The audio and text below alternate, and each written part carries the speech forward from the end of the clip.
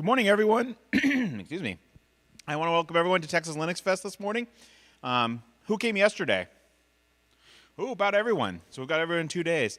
That's pretty exciting. We're excited to be here in UT, and we don't exactly have dates for next year, but we're going to hopefully be right around the same time at the same location. So go ahead and mark your calendars. We'll have those dates out soon for everyone to come back next year.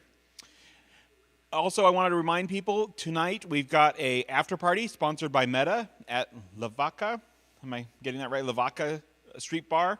Everyone's invited. There's a coupon to remind you on your badge if you haven't got that. It's also on the website and all that kind of stuff. So make sure after you're done with all the sessions tonight, you come out and join us. Drinks are on Meta, which is awesome. Yay. Exactly. And so I get to introduce the keynote speaker for this conference, which I'm very excited about. I've known Dustin for longer than probably either of us will want to admit. And now he's working at Chainguard on securing Linux, and I think that that's something that everyone needs. Thank you, Justin. Ted, thank you so much.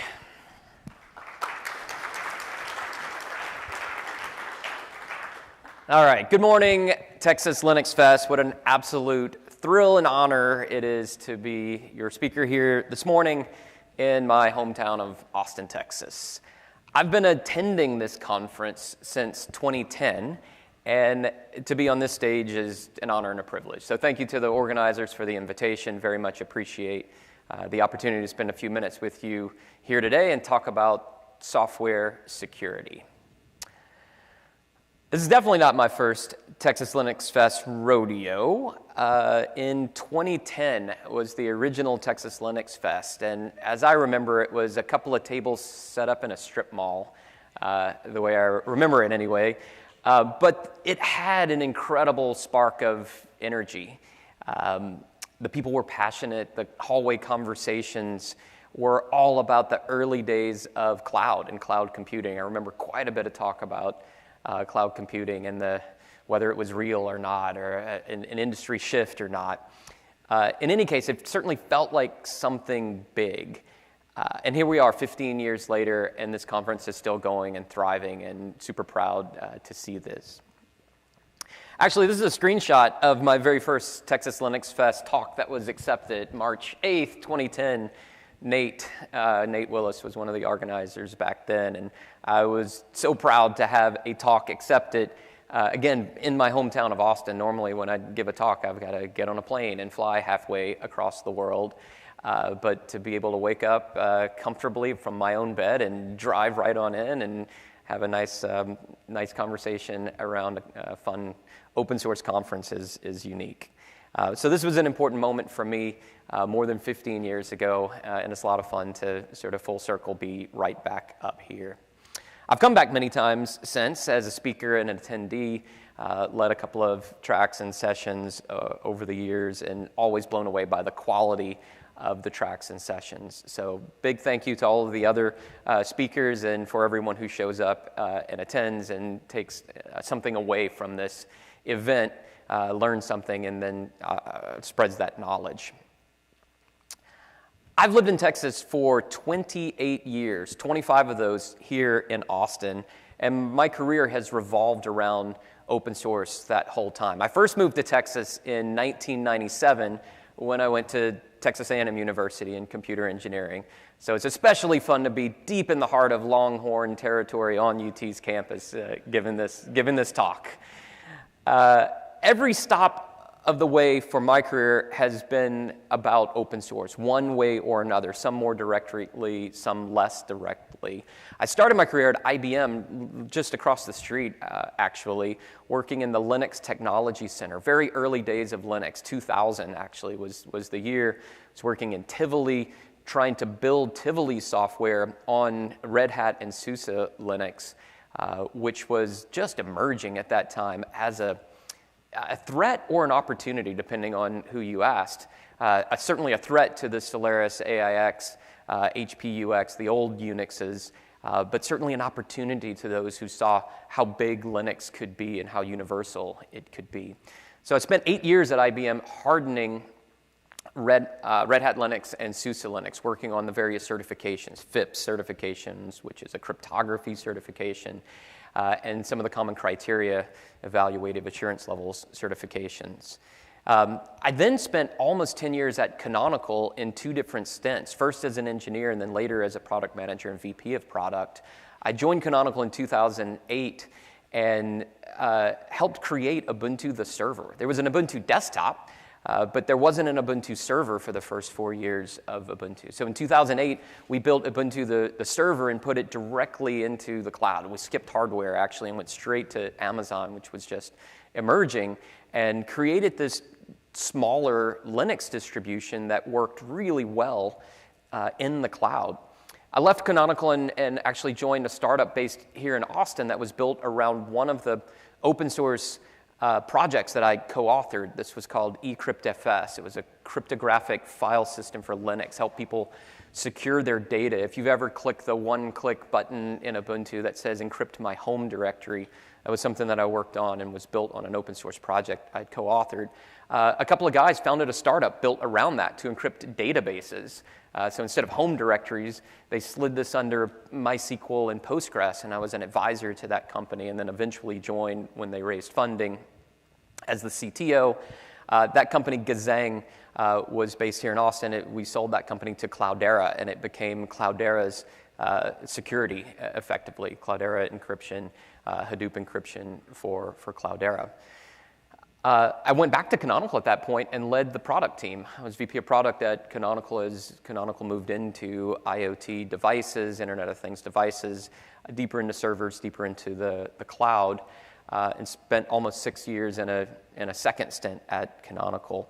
I joined Google to work on Kubernetes, which to me felt like the next big evolution of Linux and open source, especially for enterprises and in the cloud. I was a product manager on Kubernetes, and then my career took a total pivot. I went into financial services, of all places, worked at a clearing and custody firm, which sounds old, like old technology, and if you're thinking that, you are absolutely right. We needed to bring that into the modern era to move money and move stocks, trade stocks much more quickly and more efficiently, and so Apex was at the forefront of that. Guess what Apex was built on? A whole bunch of Linux and open source technology, a lot of Kubernetes running in the cloud. And that actually created an opportunity for me to join Goldman Sachs to work on their changes to the consumer banking platform, Marcus, Apple Card, and a handful of other modernization of the financial services technology, the back end of the financial services technology. And finally, that brings me to my current position. I now lead the engineering team at Chainguard. We are effectively hardening and creating secure builds of various Linux projects. And I'll get into the importance of why that matters to everyone, regardless of whether you're on the Chainguard bandwagon or not. Okay, a little bit of audience participation, okay? Quick show of hands. Who here cares about security? Exactly. Almost every hand goes up. Who here keeps all of their operating systems and devices up to date, fully patched and up to date? Most hands. Okay. All right. Now, who here is responsible for their family's security, their household security? We're back to everyone again. Pointing at me, okay. And I mean more than just fixing the printer and rebooting the Wi-Fi. I really mean holistically thinking about the technology that you adopt, the brands that you support, the cadence at which you patch or don't patch, what your response might be. Very important. And who here is responsible for security at work? Takes this to work? Yeah, I mean, this is I think, going to be very important topic of discussion, how we take much of what we learn and hack and tinker with on the weekend as an open source community, and how many of us bring that to work on Monday morning. Great. So it looks like everybody here has a vested interest, even some work responsibility, maybe loses some sleep over security at the office. We all care about this.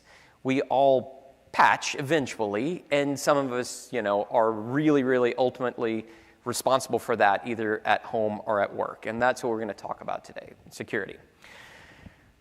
Now, hold your breath, but I happen to know for a fact there are at least 2 certified hackers in this audience here today. And not just any hackers, but hackers who have found zero-day vulnerabilities in Google software. One of them found a really clever way to bypass parental controls in Google's Android Family Link software. It was kind of ingenious. It was subtle and completely unexpected to me and the folks at Google who heard about this.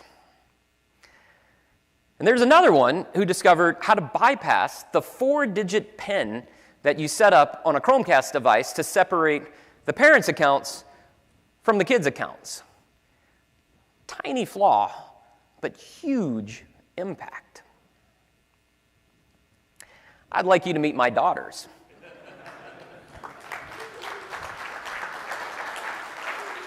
Camille and Corinne, sitting right here in the front row, both reported their vulnerabilities first to me, and then with a little bit of help to Google through the Google Bug Hunters program, a wonderful program that Google runs to help ensure the security of their software.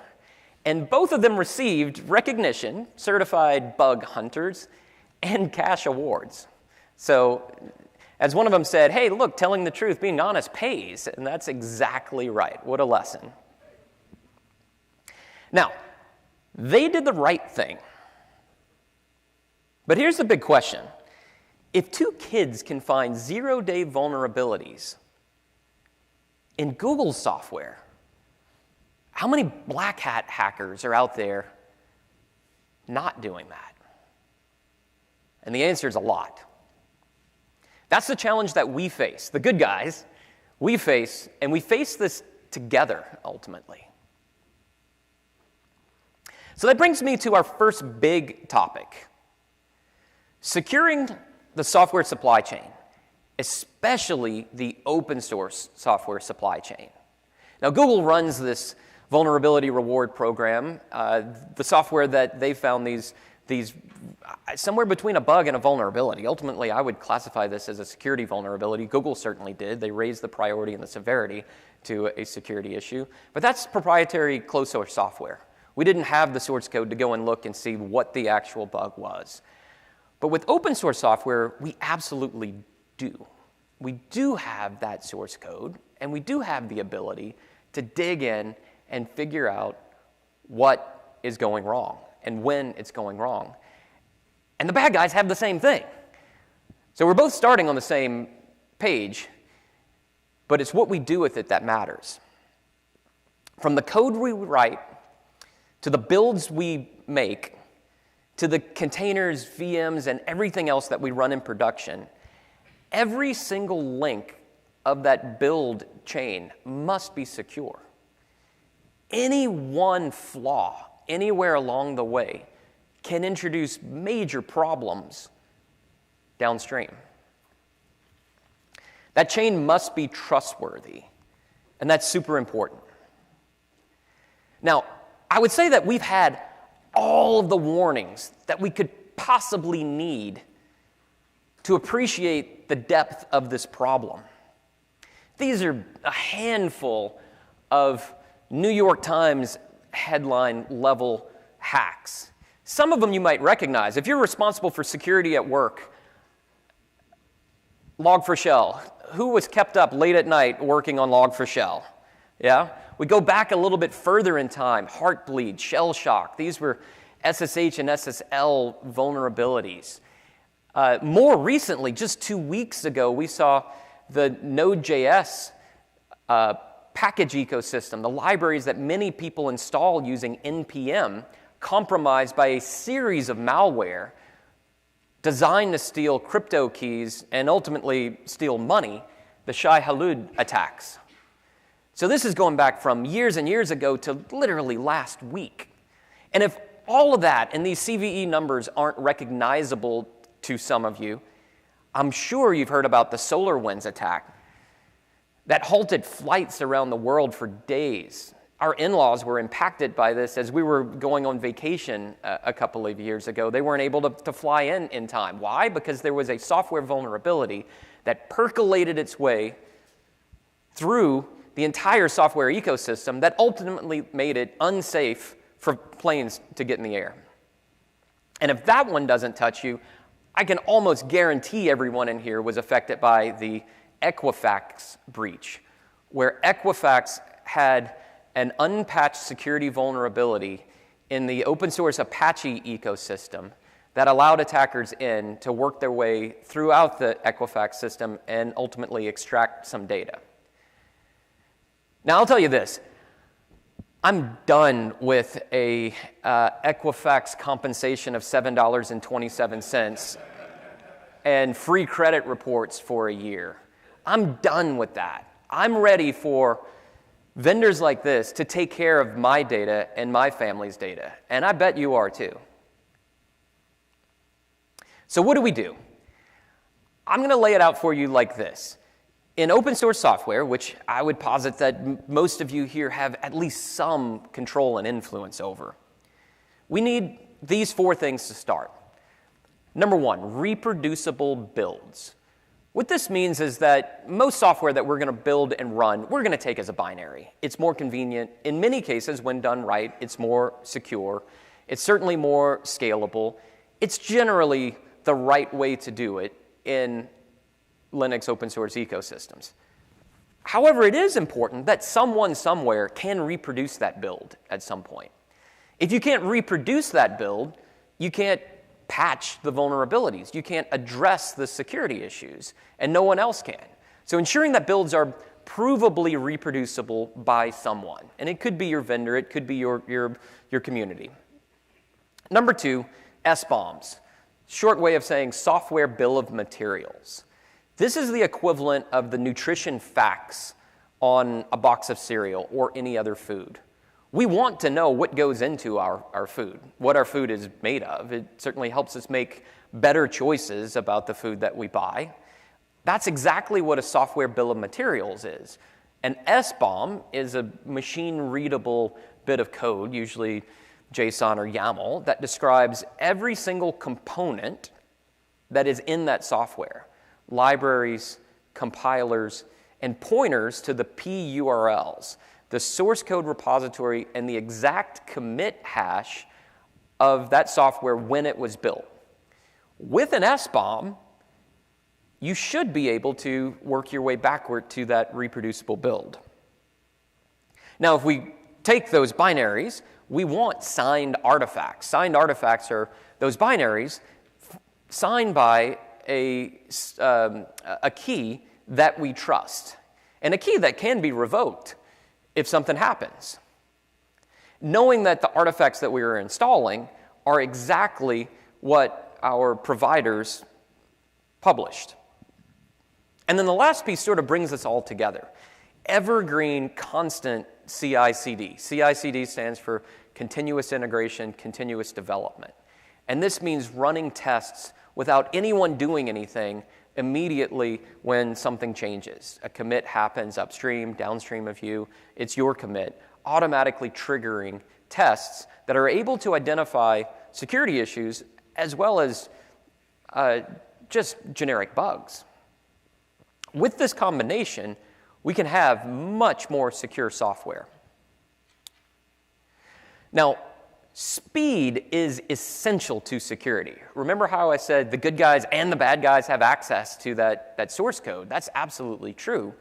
And it's often a race. Who can fix it faster, or who can break it faster than it can be fixed? Who can fix it faster than someone can break it? Too many organizations and individuals wait years between upgrades. Remember when I asked you who here is responsible for security at home? How often are you patching?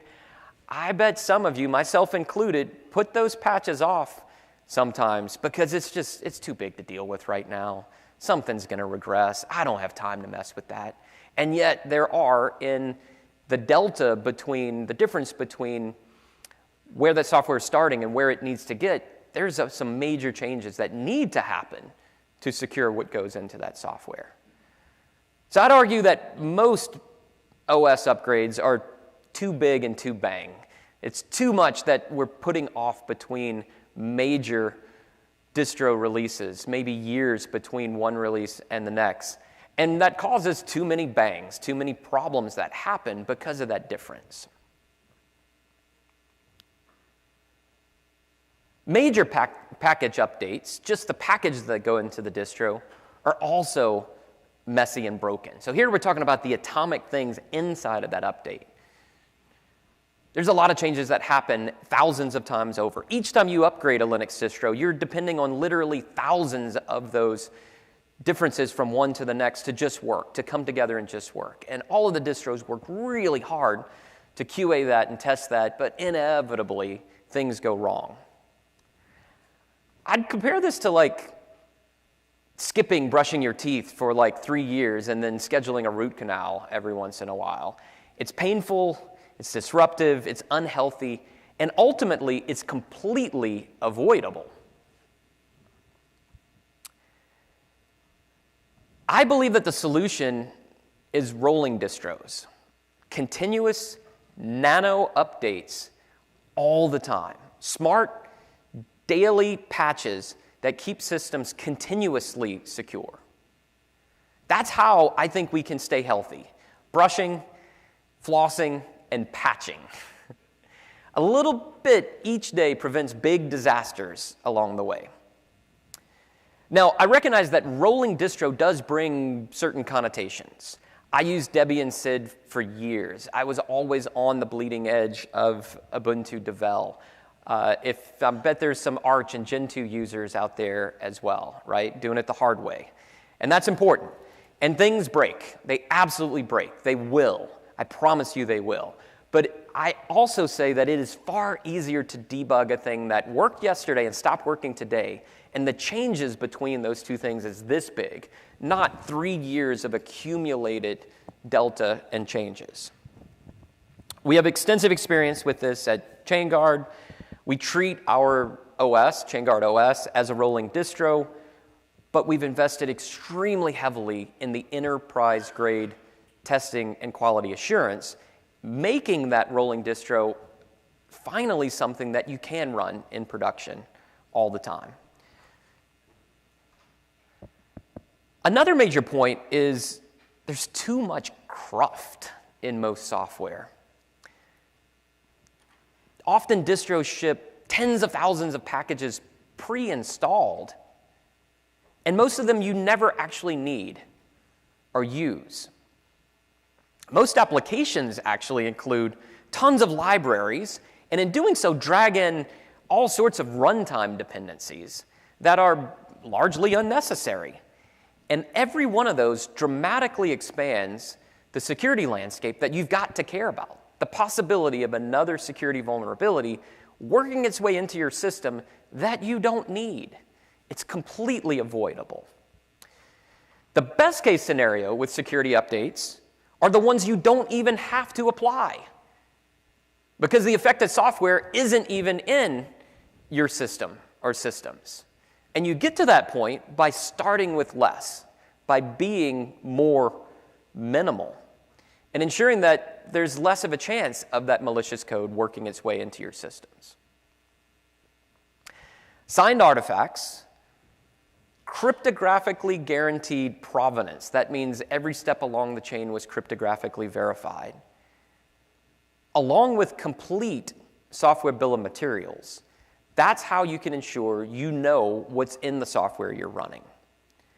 And if you can couple that with a high-quality rolling distro, and there are a lot of them out there. I've been working a little bit with George Castro on Bluefin Linux on this framework laptop, and it's a really, really well-done rolling distro built on Fedora. That's exactly the type of approach that I think the Linux communities need in order to drive security forward. Coupling that with signed artifacts, complete SBOMs, I think that's how these principles come together into something that works really well both at home and eventually at work. Now, we've made it, 26 slides into a talk in 2025 without saying AI yet. But here's the AI. If you've been holding your breath, you can breathe now. With the rise of AI workloads, everything that we've said becomes exponentially more important. With the amount of data going into these training systems, AI services, inference engines, with the amount of compute being spent on this, it's extremely important that everything from the model controllers to the agents and those data frameworks that are ingesting our personal data, all of these need to be hardened, immutable, fully patched, free of malware, free of vulnerabilities, and built using trusted tool chains.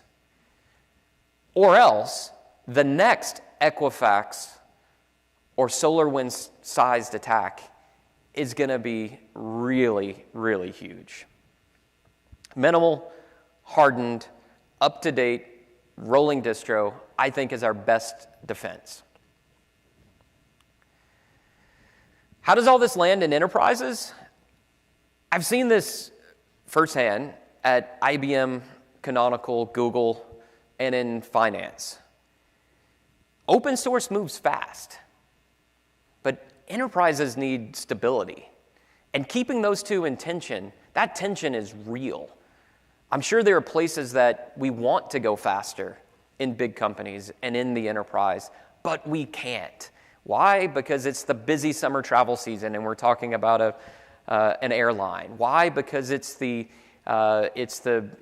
retail shopping season and it's Black Friday. Why? Because it's the end of year and it's open enrollment at a healthcare provider. For all of these reasons, change is hard, and yet the lack of being able to keep up with a change creates opportunities for those hackers who are trying to compromise those same systems.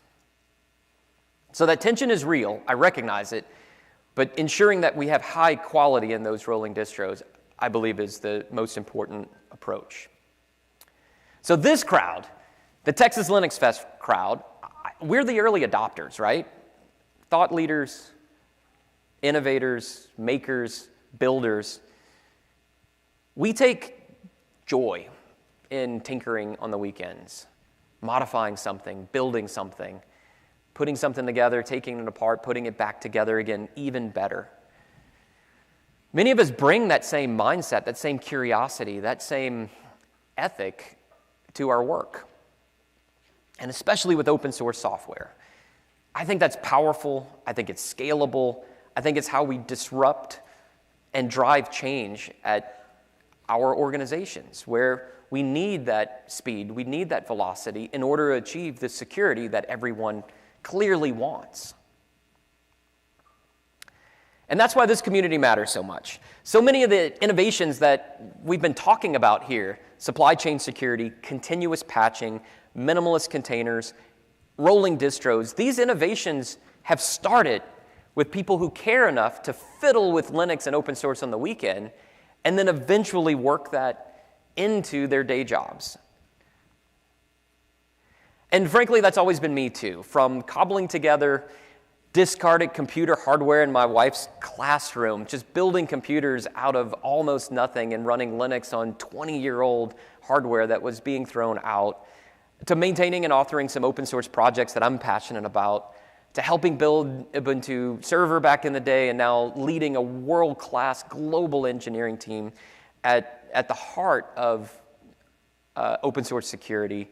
The line for me between hobby and work has always been blurry. And frankly, I wouldn't have it any other way.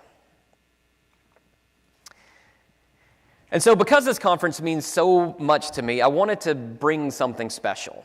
So with a little bit of horse trading, I managed to get permission from our product and marketing team to announce something here today on a Saturday of all days, which is not the day that you announce things typically, right? So it's a little atypical. But there's a blog post that went live just a couple of minutes ago on a Saturday morning, which is also something we've never done before. But I'm super proud of this, and I think the timing is perfect. So as of this morning, we have Chainguard images for Raspberry Pis.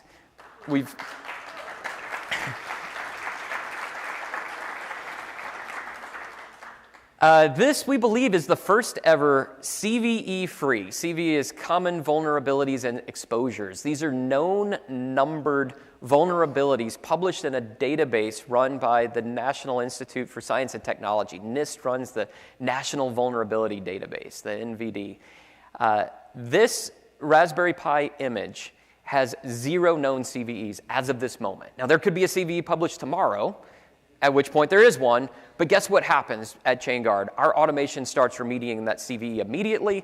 Typically within minutes to 48 hours, we've already removed that vulnerability. So this is built on Chainguard OS using exactly everything that we discussed today.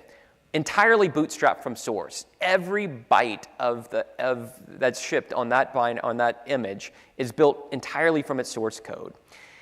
We've leveraged the same enterprise toolchain that we use for our customers, build signatures, provenance, SBOMs, rolling distro, and completely free of vulnerabilities. Now, I'll be clear, this isn't a product. We're not selling this. We're not moving into IoT. This is just a gift to the developer community. You'll be able to download this and run this at home for fun, and we're very much looking forward to what kind of feedback we get from this, but to me it's very important that we have this connection to a developer community, something to experiment with and explore and have some fun. So if you've got a Raspberry Pi and you need a Raspberry Pi 4 or 5, it needs to be the 64-bit version, you can download and run it. It's about $100 to put together a Raspberry Pi on Amazon. If you don't have one, it's a lot of fun to tinker with. Scan it, test it, break it. We can't wait to see what you build with it. So I've got a short demo right here where you can see it actually running. I recorded this yesterday. So we'll look at the CPU info and see that CPU says, hey, it's a Raspberry Pi 5. We're going to look at the OS release, and you'll see that this is a Chainguard image. We're going to run Gripe. Gripe is an open source security scanner.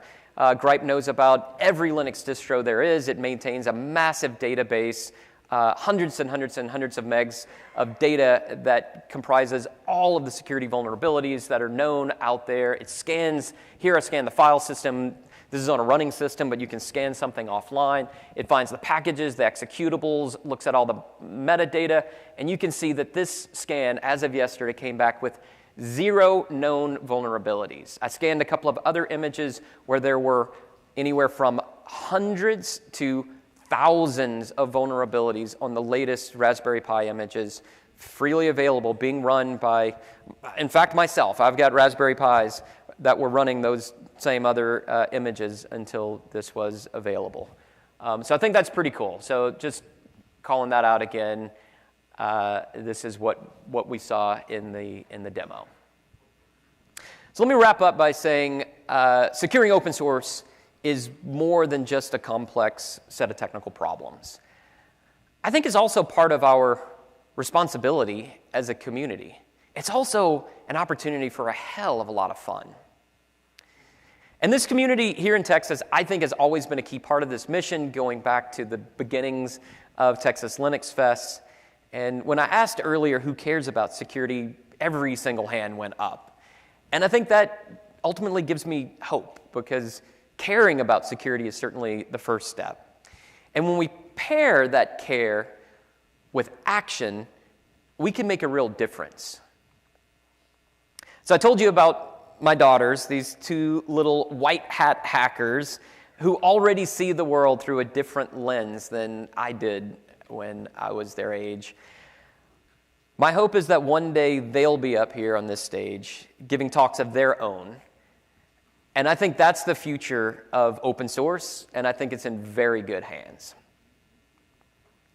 Thank you to the Texas Linux Fest organizers for the invitation to this stage. Thank you to the open source community for welcoming and inspiring me for 25 years. Thank you for carrying Open source from your weekends into your weekdays. Let's keep building. Let's keep it secure. This is where you can download those Raspberry Pi images as of this morning. This literally went live just this morning. So thank you very much.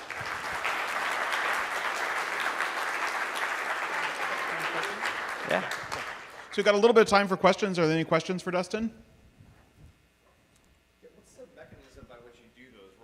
What's the mechanism by which you do those rolling updates that you speak of? On the back end or at the user side of things? What's applying them? Yeah, so let me take you from the back end to the front end, because it's hard to explain the front end without the back end. So on the back end, we have something we call the factory. The factory is a ton of automation.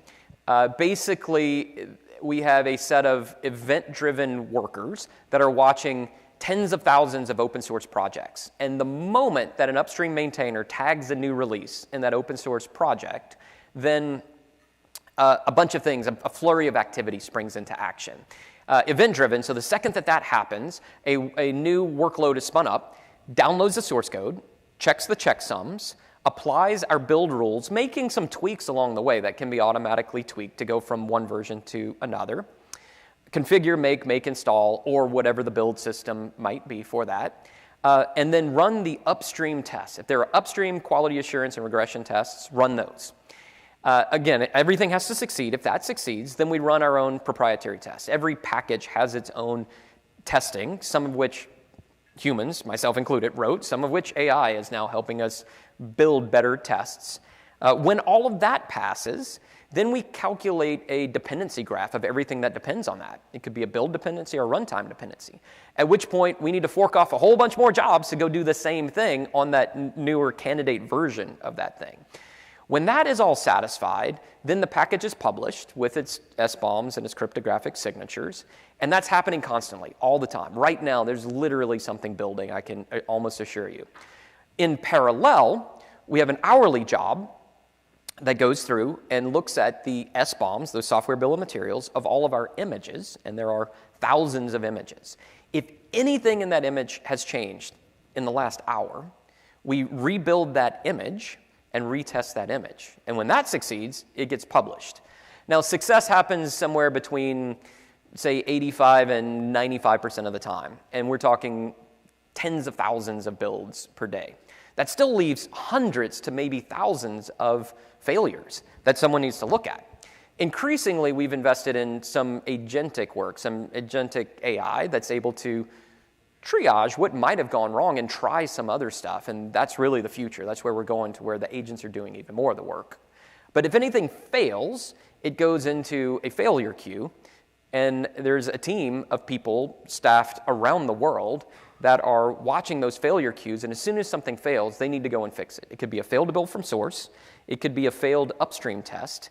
It could be a failed one of our tests. It could be a failed image build, or it could be a failed image test. Any of those involves someone debugging what went wrong, fixing it, fixing the code that generated that, and teaching the model, here's how you fix things that look like this.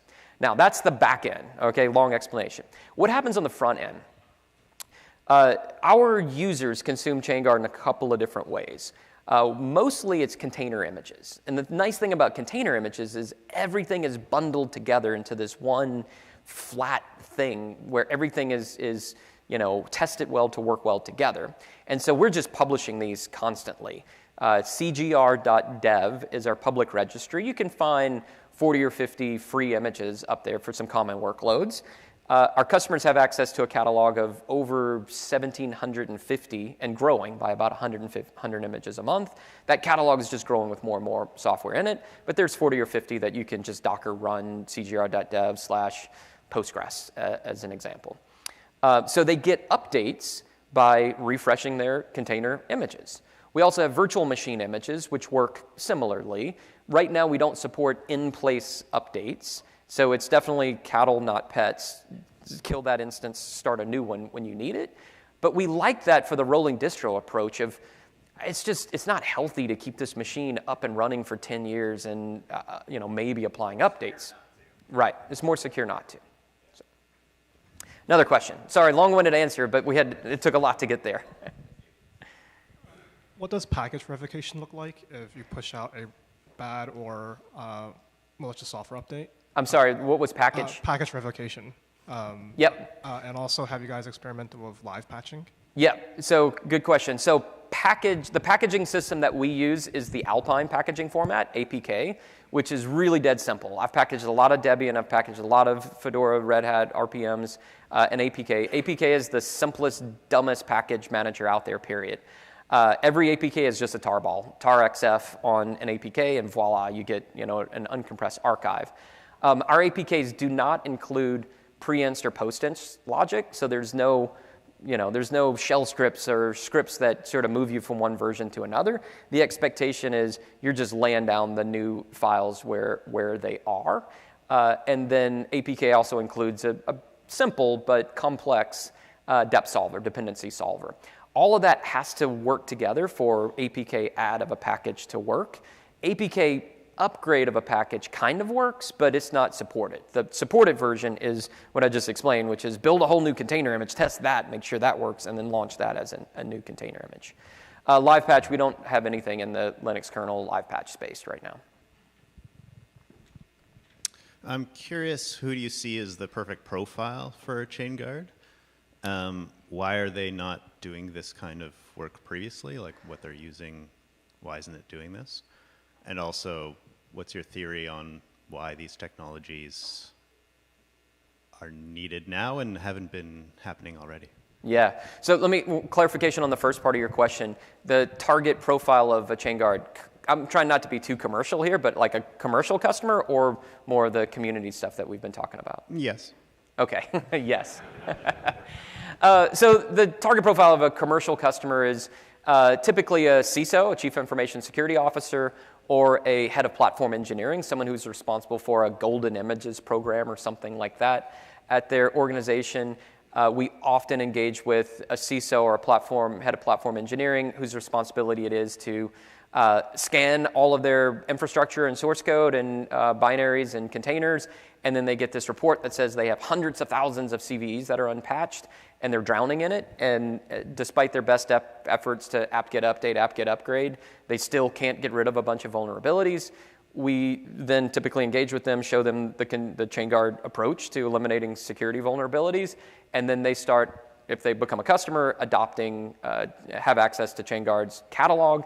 They replace the first line of their Docker file. Instead of from Debian or from Ubuntu, it's from Chainguard, and then their vulnerabilities essentially go away. So that's how we engage commercially, or the target customer commercially.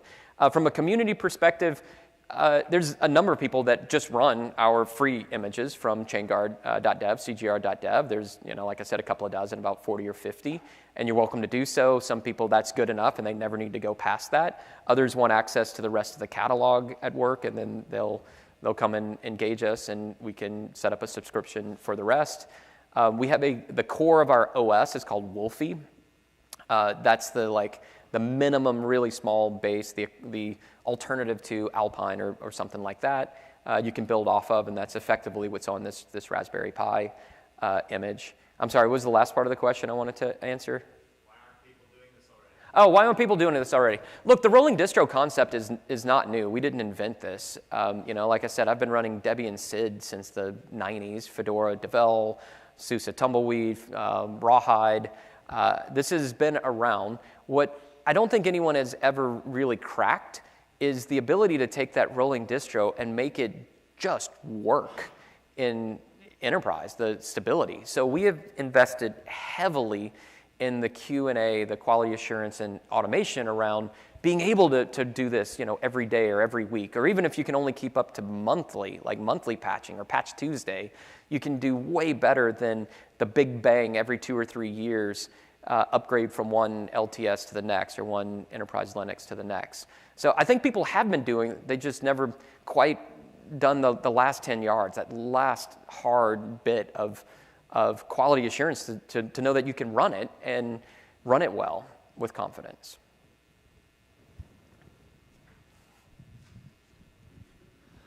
Hi, Dustin. I'm Justin. Good to I meet have you. a question that's product adjacent. So with any of these concerns that we have, or in general our workloads as nerds, as tech people, we're pretty focused on the technology, the orchestration, and the doing. I have a question to you as a manager and a product manager in particular. That doing without direction can often be a lot of work that doesn't combine and cohese.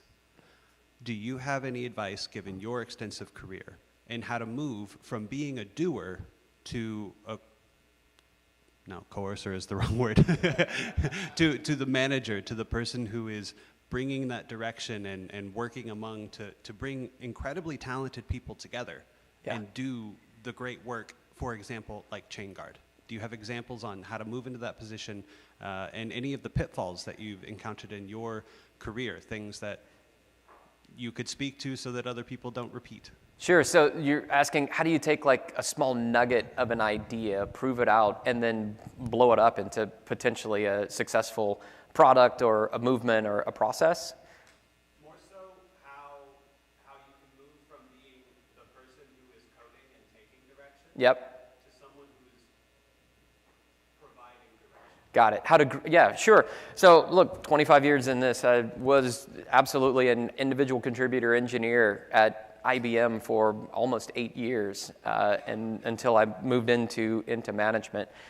It's a natural path for some people to move into managing people, growing and managing a product, which is different than managing people, but also involves an increased responsibility and scope. It's also not for everyone, and so I think most companies, ours included, have two different career paths. The like super individual contributor path that might go from associate engineer to staff or senior engineer to staff engineer to principal to distinguished engineer, which have responsibility and comp bands that map to manager, senior manager, director, senior director, VP, and so on.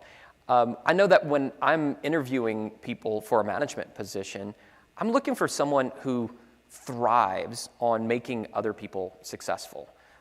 It's a real turnoff when someone says, well, I'll manage if I have to, or yeah, I'm willing to do it, or yeah, I've managed before and I'll do it again. Real turnoff. A manager of people, the best managers of people are those that they live to wake up and make someone else, their team, successful. It's different than coding. It's a little bit like coding. I mean, you're putting people into for loops, do this until. But it's different solving people problems than solving coding problems. It's certainly much more subjective, less objective, far more unpredictable than predictable. But there are people who thrive on that, who are really good at that. And so if that is your inclination, you wake up every morning and you'd rather solve people problems than code problems, management is absolutely what you should be doing. On the product side of things, kind of similarly, and I did this as I went from an engineer to a product manager, I found myself wanting to be in front of customers more than I ever got to be when I was, an engineer. And so similarly, when you wake up thinking, I really want to connect with customers, users, consumers of this thing. I want to hear their feedback. In fact, I want to get beaten up by a customer who hates the thing that I've built. That's a hard thing to hear, but that's a day in the life of a product manager, and that's the only way you make your product better. So, I think that would be my advice, is have like a little bit of soul searching on, do I enjoy solving people problems? Then management is a great way to go. Do I enjoy that customer interfacing? Then product management is a great way to go. Hey, Dustin. Elon. So every one of us at some point or other has probably run one of your hack projects or side open source projects that we may not realize it's yours, but it's we know what you're doing at work right now. What are you hacking on the side that we should all be expecting to show up in our terminals at some point? Oh my goodness. Oh, I work on that far less than I ever did before. The blurring of hobby into work back into hobby has me almost entirely working on Chainguard associated work, or things that go straight into that. This Raspberry Pi thing is something that I think I booted it for the first time around Christmas of last year, so it's I don't want to say that we've been sitting on it, but we've been working on this, but not as a full-time project. This has been a nights and weekends thing for me, and I want to give a shout out to Luca DeMaio. He's done a ton of work on this. The Chainguard VMs team, the virtual machines team, actually has done most of the work on this, so a big shout out to them. You know what? One thing I haven't ported to Chainguard OS is Hollywood. So maybe Hollywood on a Raspberry Pi might be the next thing you can expect, Elon. Awesome. All right. Thank you all so Thank you much. so I much. appreciate it very much. I appreciate your time. Thank you, Dustin, and everyone enjoy the conference. If you don't know already, there's a few people this first day. The rooms are all down there. Make sure to visit all of the sponsors in the auditorium. And reminder, the cafe is closed today, so you got to go walk across the street to the Domain for lunch. Thank you, everyone.